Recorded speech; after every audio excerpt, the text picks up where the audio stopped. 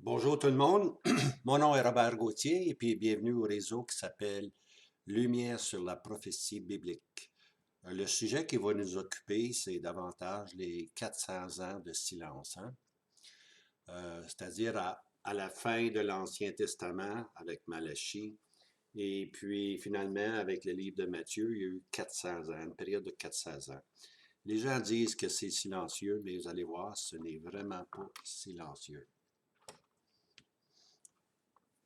Il y a environ une douzaine d'années, quelques amis et moi, nous sommes réunis pour étudier la prophétie. Et puis, ce que nous avons réalisé, et puis quelqu'un a dit, je me souviens plus qui, quelqu'un a dit, le puits est creux. Lorsqu'on étudie la prophétie, on s'aperçoit que définitivement, le puits est creux. Et plus on avance, plus on s'aperçoit que l'eau, elle est fraîche, elle est limpide. Et puis, ça nous encourage tout simplement à connaître davantage la parole de Dieu. Puis ça nous approche aussi du Seigneur Jésus. C'est une des valeurs de la prophétie.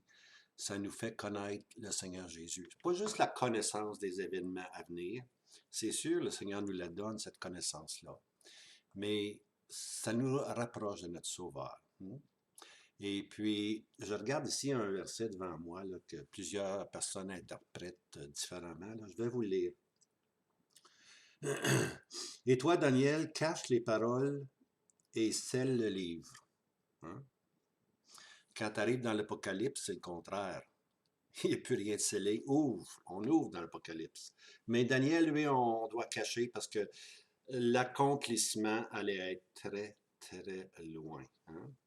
Puis il y aurait un passage qu'on appelle la période, la parenthèse de la grâce, la période de l'Église, qu'on est encore aujourd'hui dans la période de l'Église. Alors, Daniel doit cacher, pour ainsi dire, ces paroles-là jusqu'au moment où l'Église va être enlevée.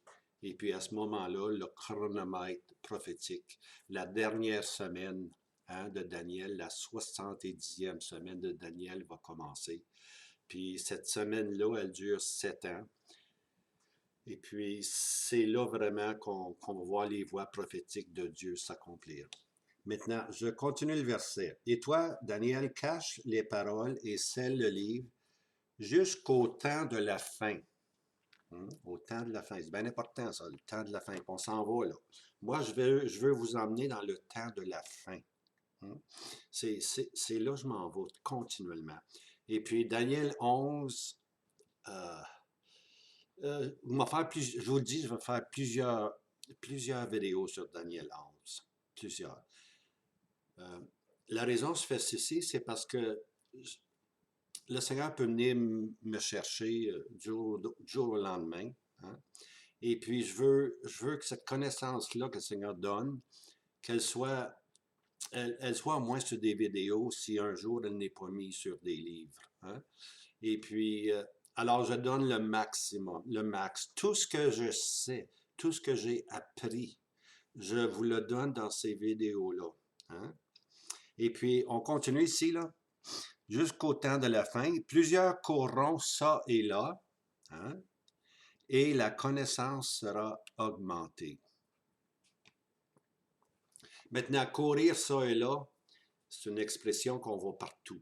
OK?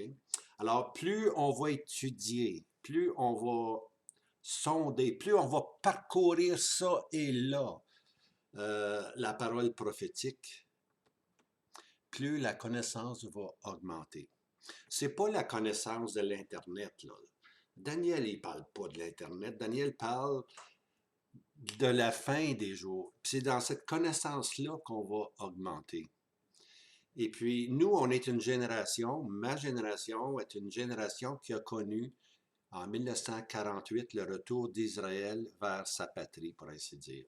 C'est un retour que les croyants, les frères du siècle passé ont toujours enseigné, que Israël doit retourner dans son pays dans l'incrédibilité. Je voulais juste vérifier que ça marchait. Excusez-moi. Et puis, on est rendu maintenant à quoi? 73 ans, après 1948 ou 74. je me rappelle plus. Mais maintenant, ce n'est pas seulement qu'Israël qui est retourné dans son pays. On voit maintenant, le Seigneur Jésus a dit, hein, le Seigneur Jésus a dit, regardez au figuier. Mais il n'a pas arrêté là, là. Il dit, et les arbres. Fait que là, les arbres, c'est des puissances. Hein. Alors, si on regarde à l'ouest, on a un peu l'Empire romain qui est en train de se dessiner. Si on regarde à l'est, on a tous les pays arabes et musulmans qui ont une haine atroce contre Israël. Ça, c'est le nord, la Turquie, la Syrie. Si on regarde au sud, on a maintenant l'Égypte qui est au sud. Pourtant, Ézéchiel avait dit que l'Égypte serait une longue période, un royaume abaissé pendant 2000 ans. L'Égypte n'a presque pas existé.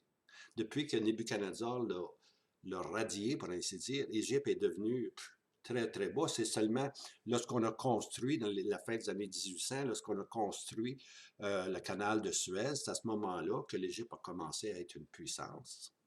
Alors, on a le sud, on a le nord, on a l'est, on a... Et les arbres, OK? Et les arbres. Alors, la connaissance maintenant, nous, on est une génération qui voyons les événements arriver. Hein?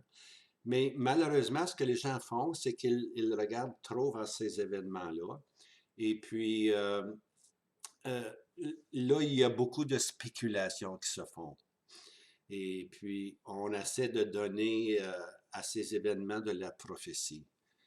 Mais bien aimé, la seule façon qu'on peut comprendre la prophétie, c'est dans la parole de Dieu.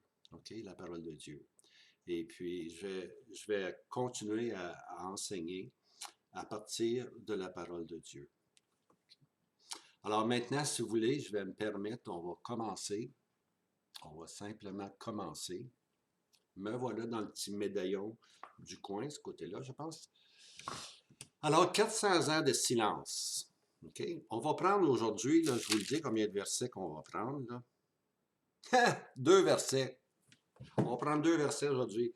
On a vu dans le passé les 4 rois de Perse. Hein? Ça, c'est le verset 1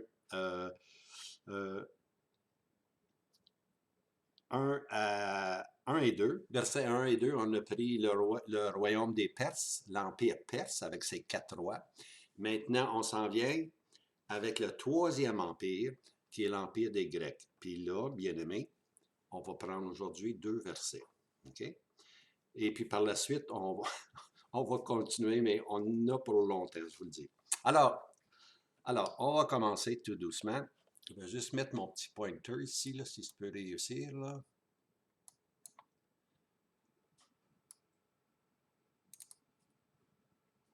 Excusez-moi. Pointer. Voilà. OK. Daniel, chapitre 11. On a vu, comme je disais, on a la semaine passée ou la semaine avant, on a lu 2 versets. On a pris 2 versets, versets 1 et 2. C'était les 4 rois de l'Empire perse. Maintenant, ici, dans ce qui va suivre, on va avoir 35 versets sur l'Empire grec. Imaginez-vous là. Pas 2 versets. 2 versets pour les Perses, 35 versets pour les Grecs. Qu'est-ce que ça vous dit, ça?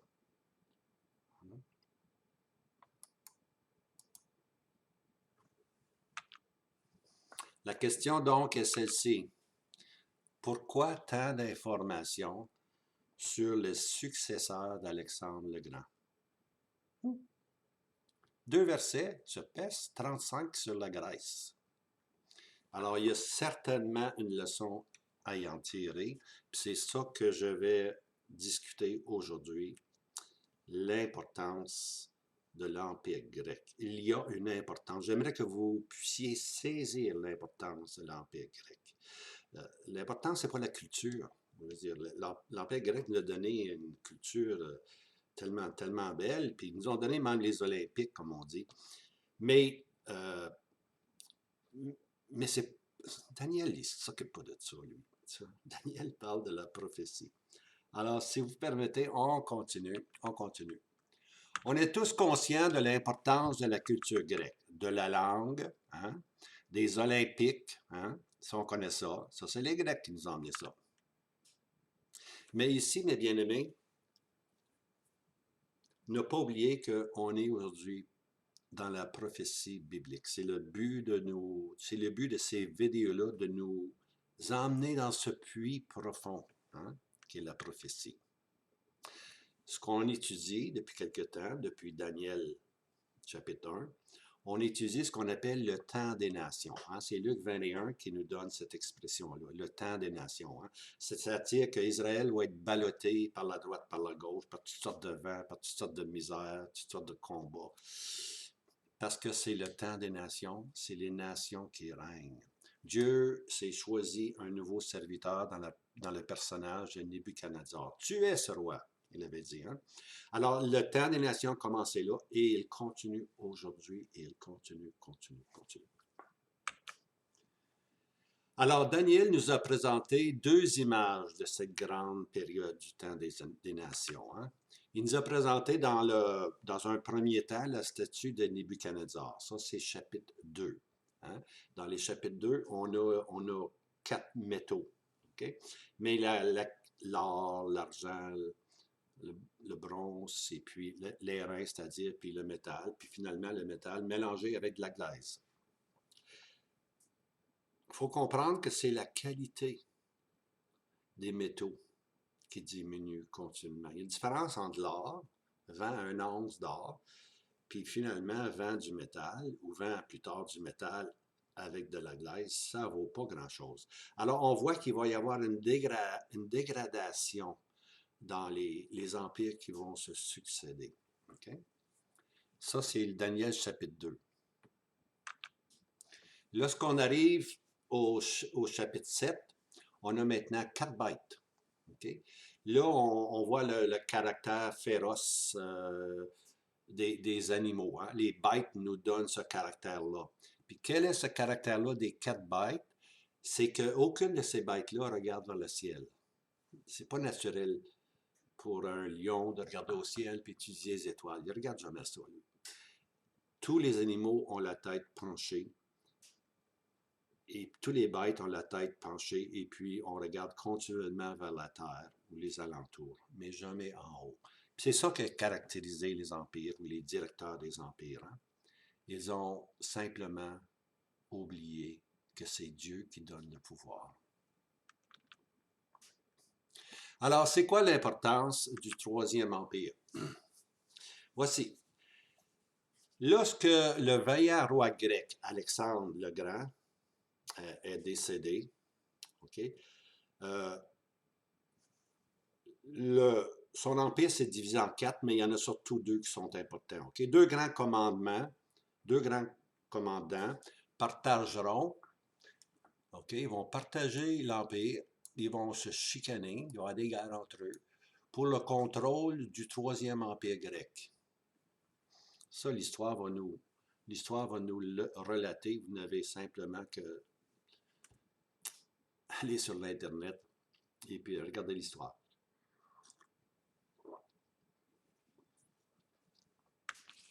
Voici le passage que je veux... merci. Daniel 11, verset 3-4. Je vais vous lire. C'est les 2 versets qu'on va étudier. Mais il s'élèvera un roi vaillant, ou un vaillant roi, qui dominera avec une grande puissance et fera ce qu'il voudra. On sait très bien que ce vaillant roi, c'est Alexandre le Grand, qui a étendu son territoire non seulement à l'ouest, mais est allé à l'est. Il s'est rendu jusqu'aux Indes. Hein. Et lorsqu'il sera élevé, son royaume se brisera et sera divisé. Okay? Il y a eu plusieurs divisions, mais nous autres, ce qui va nous intéresser, il y a eu 4 divisions. Il y en a eu 6 divisions dans le fond, mais il y en a 4 qui sont plus importants que les autres. Mais dans le fond, il y en a seulement 2 que l'Écriture s'occupe vraiment. Okay? Alors, il sera divisé vers les 4 vents, ça c'est les 4 territoires, pour ainsi dire, des cieux, et il n'appartiendra pas à ses descendants. C'est-à-dire les descendants ici, là, c'est Alexandre le Grand. Je vais vous en parler quelques secondes. Et il ne sera pas aussi puissant qu'il était, c'est-à-dire le royaume divisé, maintenant il n'est pas aussi puissant, et il sera déchiré, la bataille continuellement, des guerres continuellement. Il passera à d'autres qu'à eux. Maintenant, passer à d'autres qu'à eux, c'est les descendants. Les descendants n'ont pas hérité du royaume d'Alexandre le Grand. Ce qu'Alexandre a fait, Alexandre voulait unir l'Est et l'Ouest. Et puis, il a marié une princesse de l'Est dans ce but-là, hein, d'unifier. Puis, son nom, c'était Roxane. Bon, de cette union-là, il y a eu un fils qui est né, OK? Mais Roxane et son fils, finalement, ont été éliminés. Et puis, ce sont les 4 commandants, les 4 généraux, qui sont venus des 4 vents des cieux, qui ont partagé le territoire en 4. Alors, l'Empire s'est vraiment déchiré. Les 4 vents des cieux sont la division en 4 de ce 3e empire. Maintenant, Daniel va se limiter à 2 de ces rois-là. Il y en a 4, hein, les 4 vents, mais il va se limiter à 2. OK? Puis ces rois-là sont importants parce que ils vont nous emmener ce qu'on appelle pour le temps de la fin. Le temps de la fin. Hein? On se rappelle, dans Daniel 11, j'ai lu en commençant, et Daniel cache les paroles et scelle le livre jusqu'au temps de la fin. Okay, le temps de la fin. Le temps de la fin nous est présenté par le chapitre 10, 11 et 12. Ces 3 chapitres-là nous présentent le temps de la fin. C'est pour ça que je veux passer beaucoup de temps là-dessus. Beaucoup de ces choses-là, on va voir un cachet futur. Les événements, c'est souvent l'ombre des choses à venir. Un de ces descendants de l'Empire grec va occuper ce qu'on appelle l'Asie mineure, ce qui est aujourd'hui la Turquie et la Syrie. En d'autres mots, pensez-y là, le monde arabe et musulman. Alors, il y a quelqu'un dans ce territoire-là qui appartenait à Alexandre le Grand, mais qui va être divisé à ce qu'on appelle le Nord, le roi du Nord.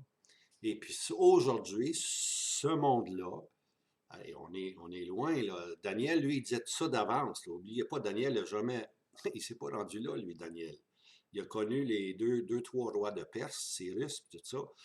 Darius, peut-être un peu, mais après ça, il n'a plus rien connu, là. Lui, c'était des visions, des visions, puis des visions. Tu vois? Ben, c'était la 4e vision.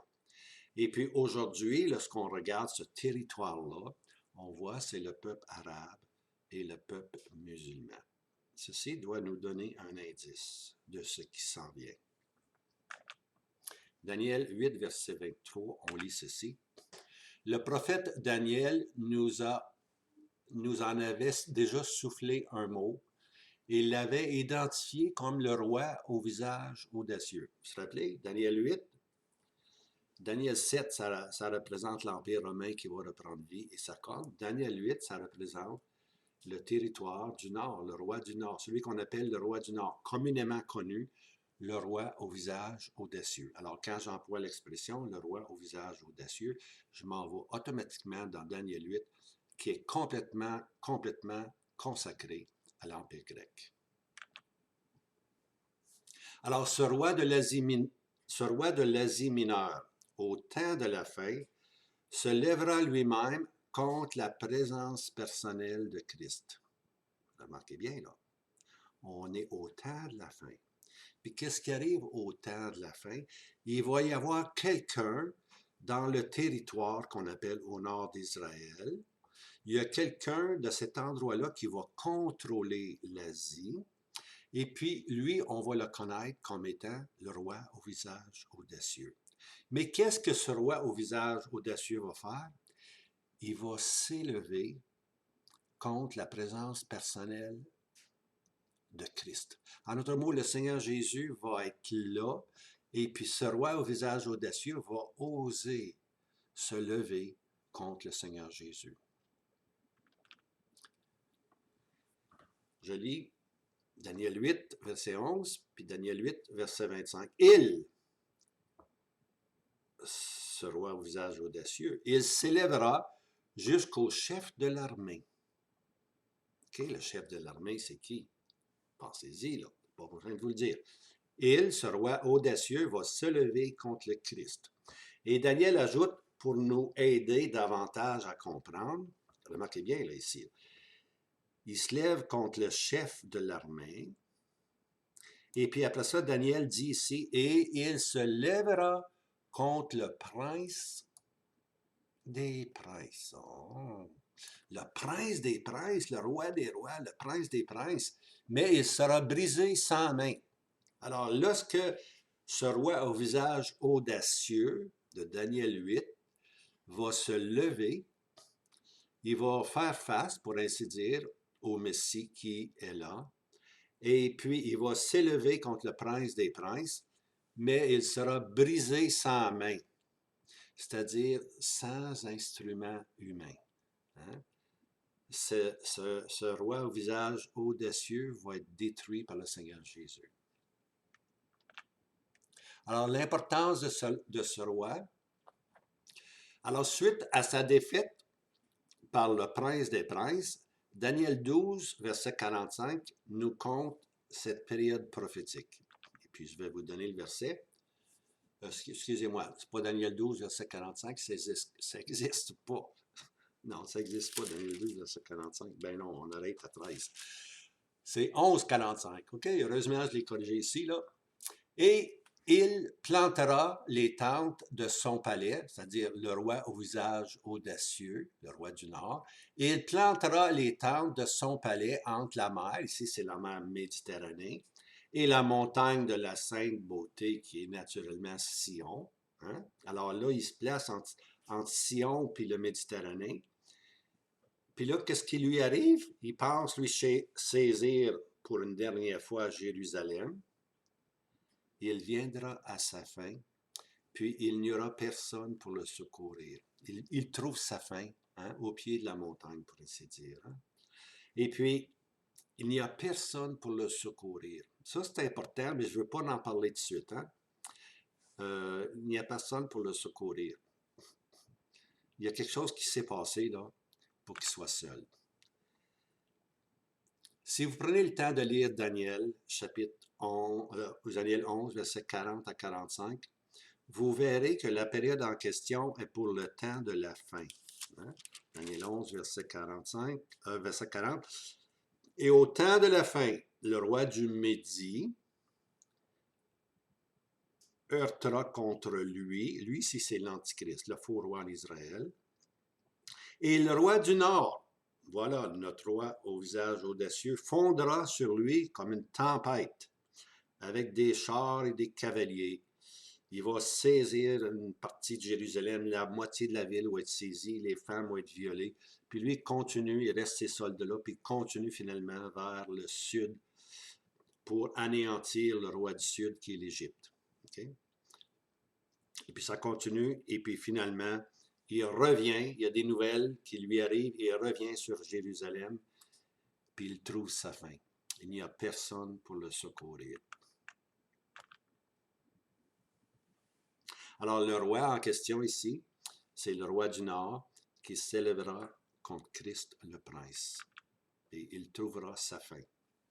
Alors, qui est ce roi du Nord? Puis quel est son territoire?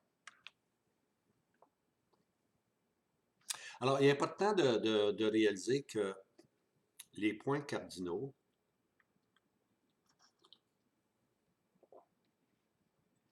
c'est un bon café. Alors, les points cardinaux, c'est pas Greenwich en Angleterre, mais lorsqu'on étudie la prophétie, les points cardinaux, c'est Jérusalem. Regarde à Jérusalem, regarde au sud, l'Égypte. Regarde au nord, Turquie, Syrie. Regarde à l'ouest, l'Europe, puis regarde à l'est, les Moab, Ammon, puis les fils de l'Orient, pour ainsi dire. C'est comme ça qu'il faut comprendre le nord puis le sud. Hein? Toujours en relation avec la montagne de la Sainte Beauté. OK? Alors, au nord, on a l'Asie mineure. Aujourd'hui, spécifiquement, Turquie et Syrie sont les grands joueurs. Au sud de Jérusalem, il y a l'Égypte. Hein? Ces deux joueurs prophétiques, au temps de la fin, ceux qui vont occuper ces territoires-là vont prendre un nom qu'on appelle le roi du Nord ou le roi du Sud. Ben, au Sud, on n'a pas de complications, c'est l'Égypte. Au Nord, on ne sait pas qui va contrôler le Nord. On ne sait pas encore. Tu vois?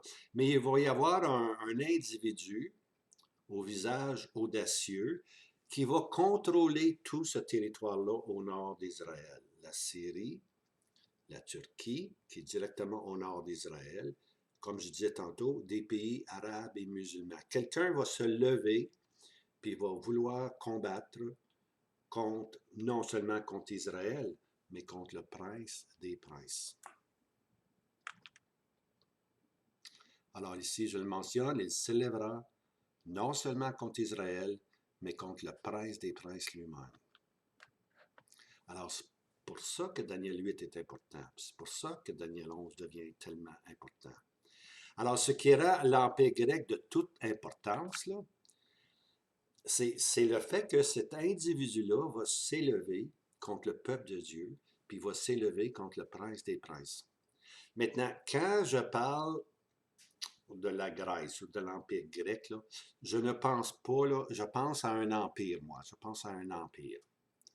Je ne pense pas à la Grèce qu'on connaît aujourd'hui. Tu vois, la belle Grèce aujourd'hui, aller en Grèce, waouh!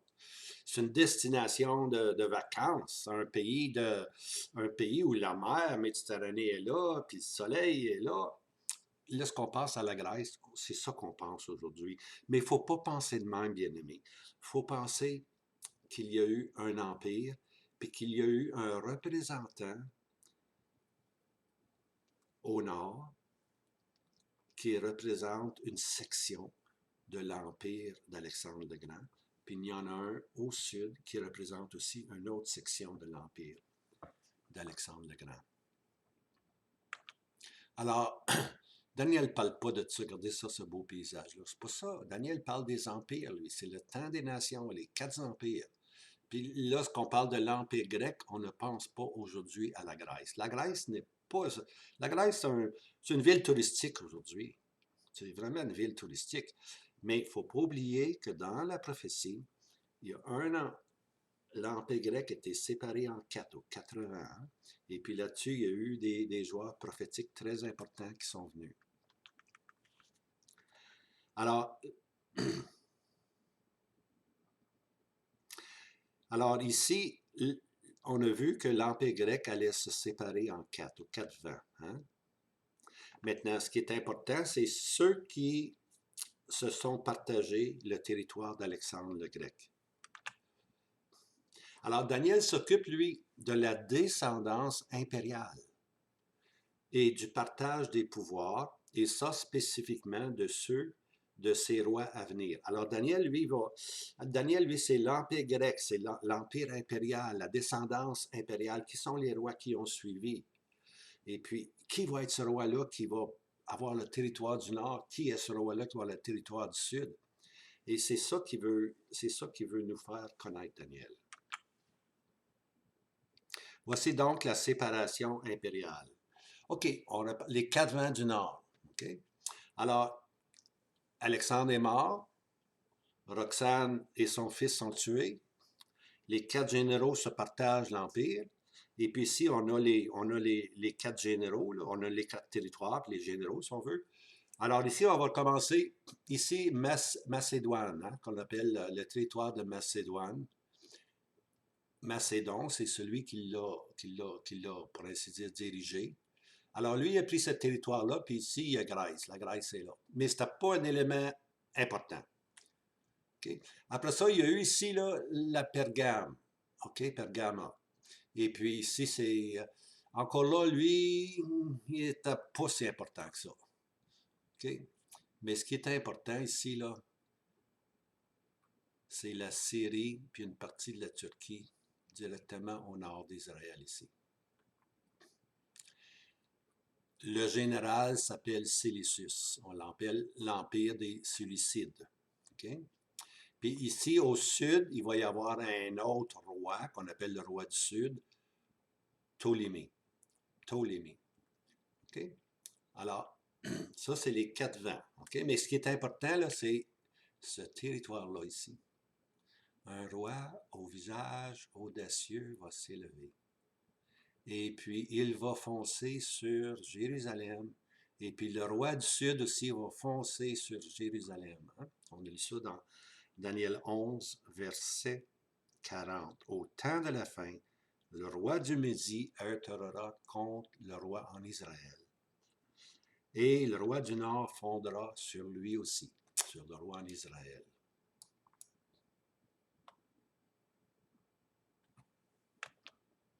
Alors, Macédoine, Pergame, le territoire de Pergame, il y avait deux rois là, mais ils n'étaient pas puissants. Et puis, le roi du Sud, lui, est devenu puissant. Et puis, finalement, le puissant des puissants était Séleucide. Et les descendants de Séleucide, qu'on appelle les rois Séleucides. OK? Alors, c'est là qui est important. Regardez ce territoire-là. Là. C'est vraiment l'Asie, ça. C'est vraiment l'Asie. Alors, de l'Asie, spécifiquement au nord d'Israël, va s'élever un roi au visage audacieux qui va lui-même combattre contre le Christ, le prince des princes. Alors, c'est pour ça que c'est important, Daniel 8. C'est pour ça que Daniel 11 est important, parce que Daniel 11 va nous donner des images de ce qui va arriver, mais ce n'est pas l'accomplissement réel. Ça va être juste des petites images. Mais avec ces images-là, on peut comprendre ce qui va arriver. Hein? Alors, Daniel 11 va nous donner beaucoup d'histoires, qui souvent, c'est l'ombre des choses à venir, pas la réalité. La réalité, c'est la fin, le temps de la fin. Okay? On continue. Ici, on le voit mieux ici, là. On a les rois du Sud, ici, Ptolémée, les rois du Sud, l'Égypte. Hein? À l'autre mot, les descendants de Ptolémée. Et puis le roi du Nord, ici, le roi du Nord, ici, là, qui va contrôler ce qu'on appelle les Séleucides, descendants du général Séleucus. Okay? Alors, c'est la descendance qui est importante. Okay? Lorsqu'on parle, ce sont des descendants de l'Empire grec, bien aimé. Ce sont des descendants de l'Empire grec. Qui va contrôler le Nord? On ne le sait pas encore. On ne sait pas encore.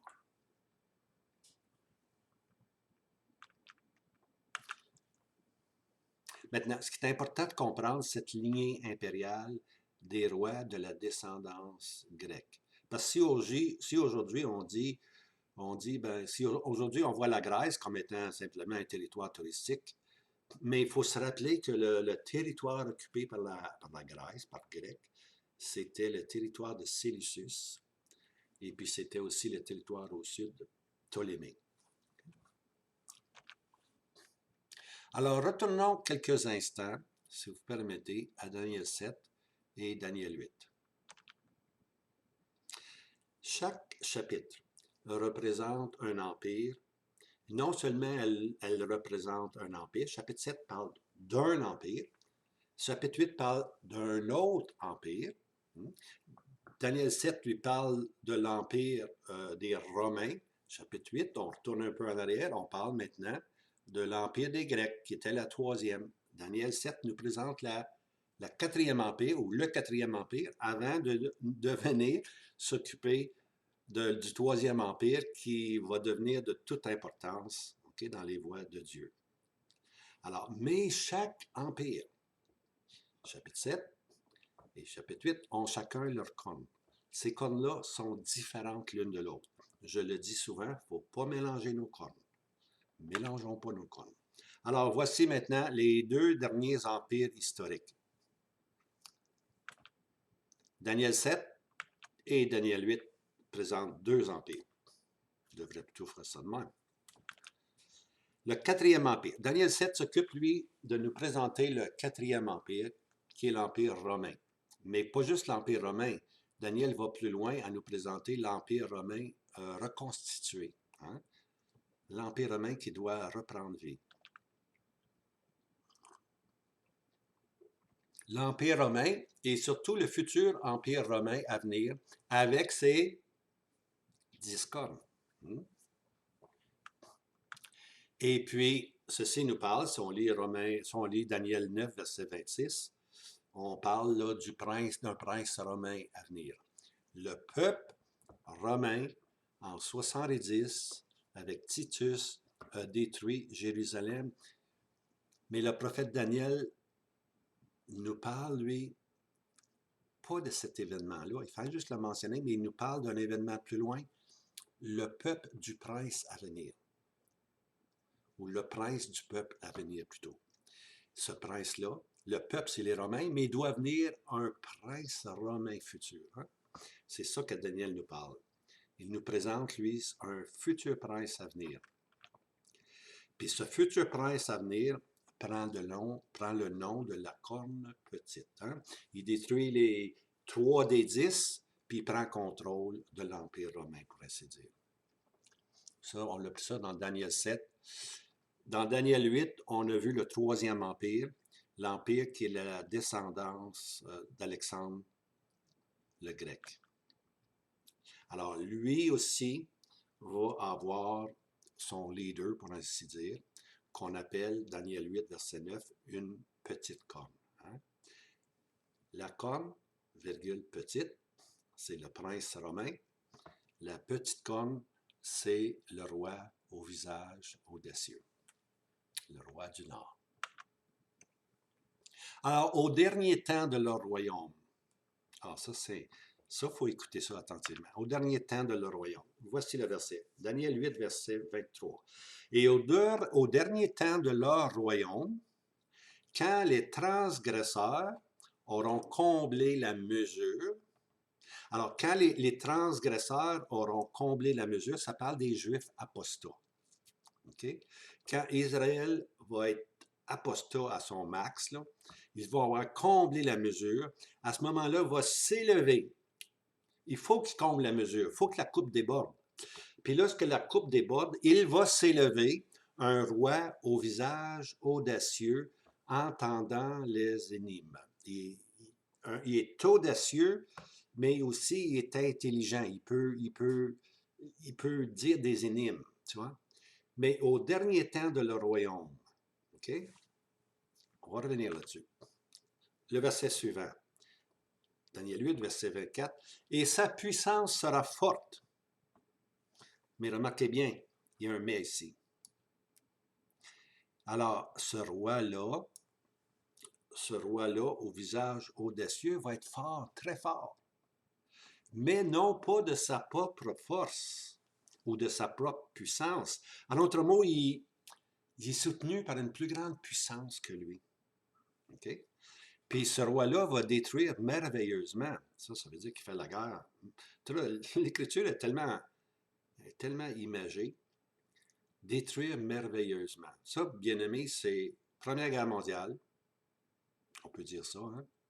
Deuxième Guerre mondiale. On peut résumer toutes ces années de guerre-là en disant la Deuxième Guerre mondiale ou la Première Guerre mondiale a détruit merveilleusement. C'est tout ce qu'on aurait à dire. Alors, c'est tout ce que la parole de Dieu dit. C'est la façon de s'exprimer. Il détruira merveilleusement. Il va agir, il va faire de grandes choses, tu vois. Il prospérera. Hein, on lit ici, il va prospérer, ça va bien son affaire. Il agira. Agir, ça veut dire faire des conquêtes, des guerres. Un mot. Puis imaginez-vous ce que ça veut dire. Hein? Il détruira les hommes forts et le peuple des saints. Okay? Alors, le peuple des saints, il va détruire le peuple Israël, il va s'en prendre aux hommes forts en Israël, ceux qui donnent la direction, pour ainsi dire. Alors, il s'en prend, ici, on voit qu'il s'en prend à Jérusalem ou à Israël. Maintenant, la question, c'est de quel temps?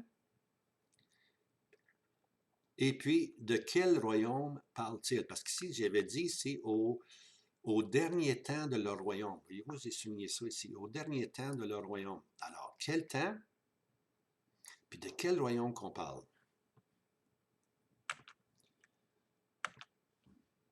C'est le chapitre 8, bien aimé. C'est le chapitre 8. Ce chapitre-là est entièrement consacré au troisième empire grec. De quel royaume est-ce qu'on parle? On parle du royaume des Grecs qui ont été séparés en quatre. Puis finalement, deux grands instruments, deux grands joueurs prophétiques vont ressortir du territoire du sud puis du territoire du nord. Okay? Alors, il parle justement de ces rois-là qui allaient sortir. À quel instant? Au dernier temps. Au dernier temps. C'est-à-dire pas comme au commencement. OK? Parce que je vais revenir ici, là, moi, je veux absolument. Au dernier temps de leur royaume.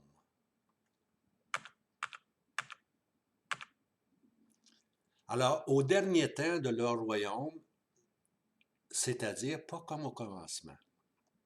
Okay? Au dernier temps n'est certes pas la période embryonnaire sous Alexandre, ou comme originellement constitué sous ce vaillant roi-là. Okay? Au dernier temps de leur royaume, pas au commencement, pas lorsque Alexandre était là, lorsque tout était embryonnaire, ça commençait, là, Alexandre contrôle. Non, non, on s'en va pas là, on s'en va pas au commencement, là. On s'en va à la fin, au dernier temps de leur royaume. Alors, on s'en va loin, là. L'Église va être partie, bien aimé. L'Église va être partie, puis il va s'élever dans le nord d'Israël, il va s'élever un prince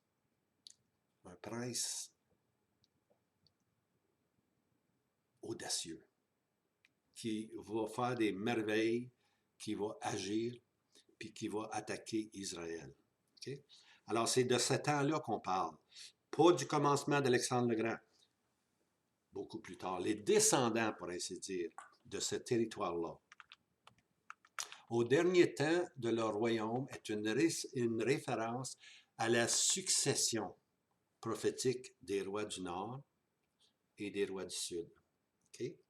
Qui se sont divisés en deux, le royaume grec d'Alexandre. Alors, on parle au dernier temps de leur royaume, là, on s'en va plus au commencement, on s'en va à la fin de cette période-là. C'est la succession de tous ces rois-là qui ont existé, puis qui bientôt vont produire un autre roi qu'on appelle le roi du Nord, qui occupe ce territoire-là. Et puis, il va produire aussi un roi du Sud, qui était jadis sous les mains de l'Empire grec, pour ainsi dire. Alors, c'est vraiment un regard futur, c'est vraiment un regard prophétique qui nous conduise au temps de la fin. Alors, on fait ici ce qu'on appelle, moi j'appelle ça un saut prophétique. Hein?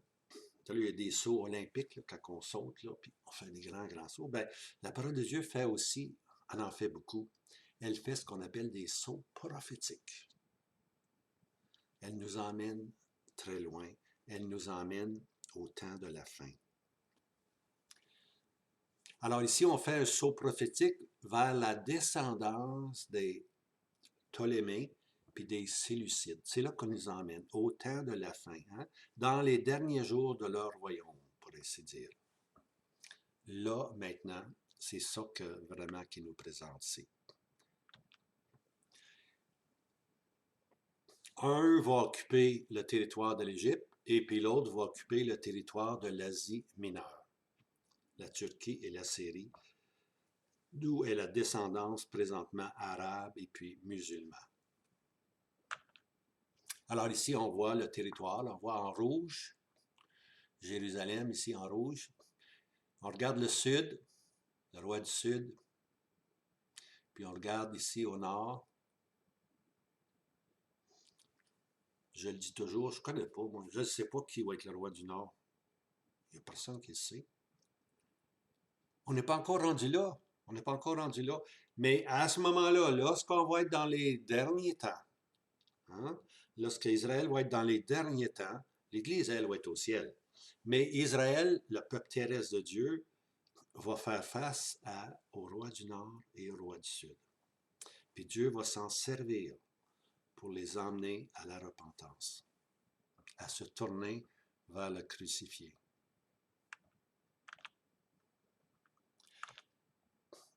Voyez-vous? Voyez-vous ici, regardez.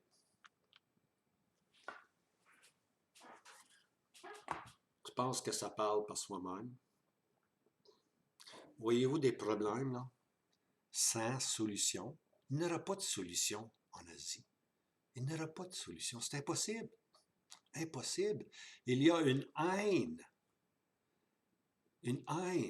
qui, aujourd'hui, est encore contre les Juifs. Ce sont les mêmes descendants, bien-aimés. Ce sont les mêmes descendants qui ont haï jadis Israël, qui ont toujours fait la guerre à Israël, qui n'ont jamais voulu qu'Israël soit le trône de Dieu, que Dieu ait mis sa présence à Jérusalem. Ils ne l'ont jamais accepté. Et aujourd'hui, les enfants, les générations ont la même haine. La même haine. Il ne peut pas y avoir de solution. C'est impossible. Il peut y avoir des nouveaux territoires. Oui, il y a des nouveaux territoires. Les territoires ont considérablement changé. Mais la haine est demeurée. Les fils des pères ont la même haine contre les Juifs. Et puis aujourd'hui, on le voit dans différents joueurs. Et ces joueurs-là, je ne dis pas, loin de moi de dire que ces individus-là, ou cet individu-là, Erdogan, va être le roi du Nord. Non, je ne dis pas ça. Absolument pas. Tout ce que je dis, c'est de ce territoire-là. Lui, il peut passer, il peut mourir, puis il en avoir peut-être 40 en arrière de lui. On ne sait pas, on ne connaît pas le temps. Mais il va en avoir un qui va refléter cette même haine que les voisins d'Israël ont toujours eu.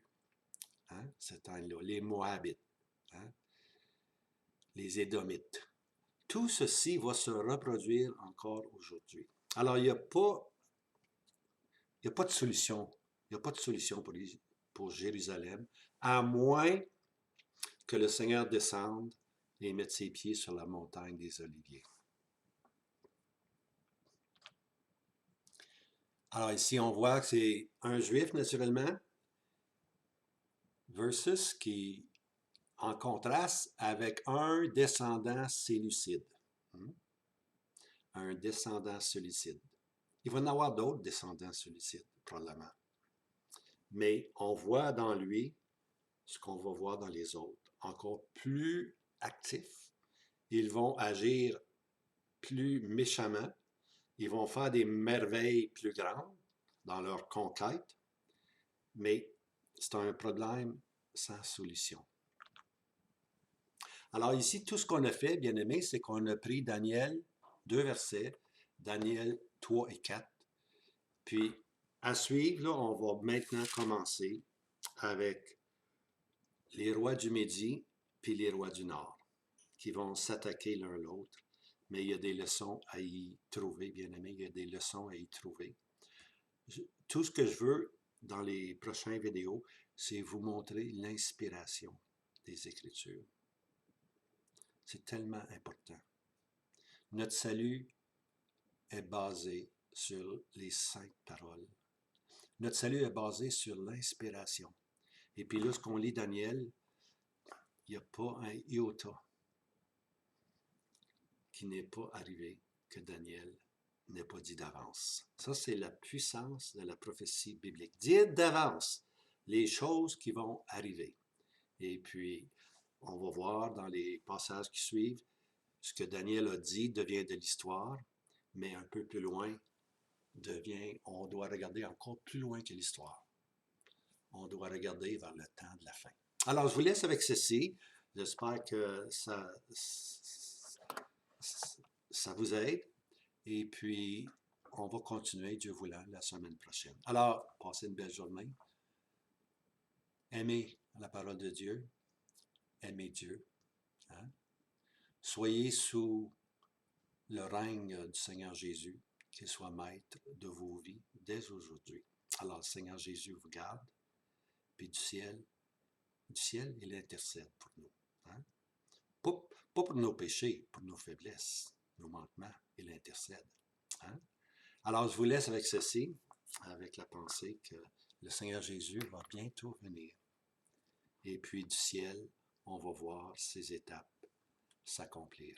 Le Seigneur Jésus vient pour son Église, puis il va revenir plus tard avec son Église, qui est la vraie épouse de Christ. Alors, j'arrête là-dessus, je vous embrasse d'une certaine façon, puis je vous dis, Maranatha, le Seigneur Jésus est sur le point de venir, bien-aimé. Le Seigneur est sur le point de venir. À bientôt. Je vous laisse. N'oubliez pas, abonnez-vous. Hein? Non seulement abonnez-vous, mais partagez. Partagez. La seule façon que ce réseau-là peut grandir, c'est pas à cause des vérités qu'il amène, mais c'est à cause des lecteurs qui vont partager à d'autres. Partager à d'autres. Même, rencontrez-vous des amis chrétiens ensemble, puis écoutez une vidéo ensemble, discutez ensemble. C'est très important de s'attacher à la parole de Dieu. C'est la façon que le réseau va grandir.